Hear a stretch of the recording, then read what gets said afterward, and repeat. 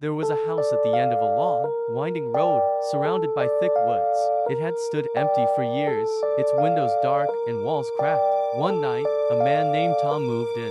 He wasn't afraid of the stories the locals told about the house, rumors of strange noises and things seen through the windows late at night. He didn't believe in ghosts.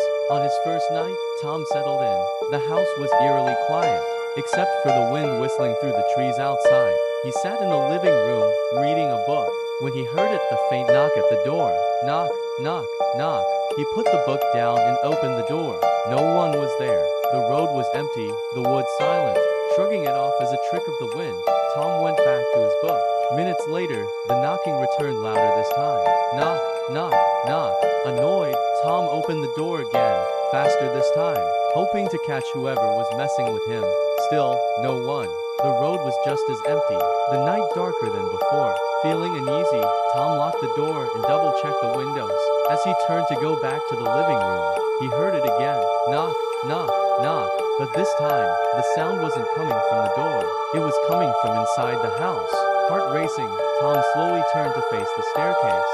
There, at the top of the stairs, stood a figure. Its eyes glowed faintly in the darkness, and it tilted its head at an unnatural angle. Knock, knock, knock. The sound came again, but this time, the figure raised its hand and knocked on the wall beside it, as if mimicking the sound from earlier. Tom couldn't move. His breath caught in his throat as the figure slowly descended the stairs, one step at a time, each knock sinking with the eerie tapping on the wall. As the figure reached the bottom step, Tom found his voice and screamed, but it was too late. The last thing he saw was its twisted smile as it reached out toward him. The next morning, the house stood empty once again. The door hung open, creaking in the breeze, but Tom was never seen again. Only the sound of knocking echoed through the halls whenever the wind blew through the trees. Knock, knock, knock.